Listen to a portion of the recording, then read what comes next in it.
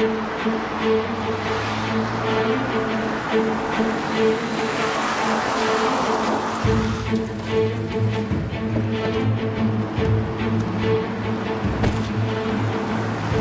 tamam hadi. Geldim dur. Orada konuşuyorsun. Nerede? Dur bekle. Nerede? Orada. Nerede? Koş orada. Dur bekle.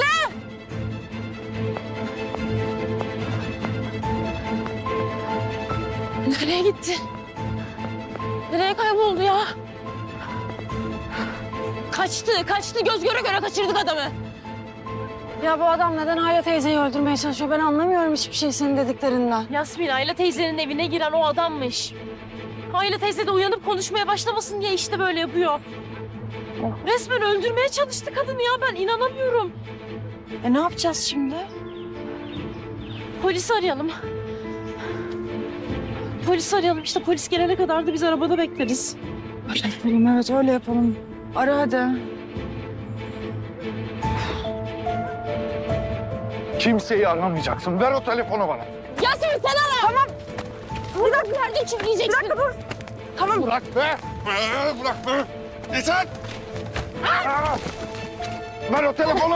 Niye Öğrenecek kendileri. Telefonu ver bana. Geberttik seni. Geberteceğim seni.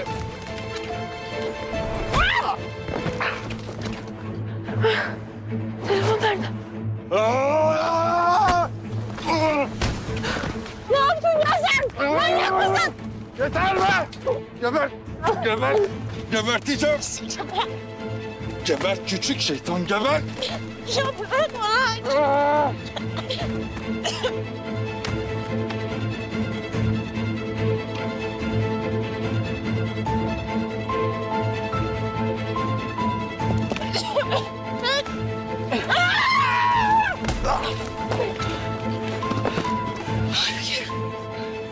İyi misin?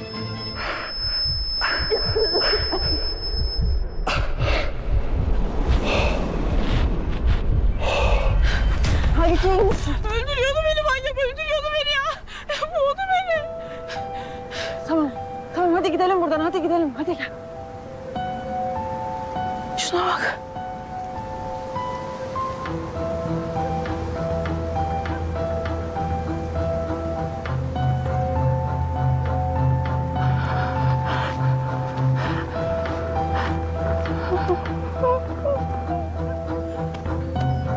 Aybike kıpırdamıyor mu?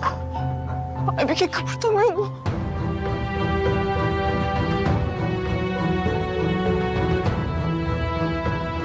Ölmüş mü? Bilmiyorum ya, bilmiyorum ki. Aybike ölmüş mü? Aybike ölmüş mü? Katil oldum. Allah'ım çıldırıyorum. Çıldırıyorum, katil oldum ben. Çıldırıyorum, katil oldum ben.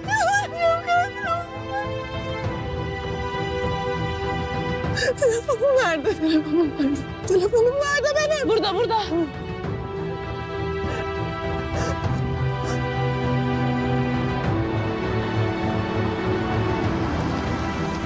Buyurun şuradan. Yasmin. Kızım. Anne buraya gelmen lazım. Çabuk buraya gelmen lazım. Anne çabuk buraya gelmen lazım. Nereye geleyim Yasmin? Ne oldu? İyi misin sen? Bir şey mi oldu kızım? Berk'in babasını öldürdüm ben anne. Berk'in babasını öldürdüm ben. Ne? Anne çabuk buraya gelmen lazım. Buraya gelmen lazım. Çabuk buraya gelmen lazım. Yasmin tamam sakin ol. Anneciğim sakin ol. Konum at bana geliyorum hemen. Tamam geliyorum hemen. Kardeşim dön. Geri dön. Ben tarif edeceğim yolu şimdi sana.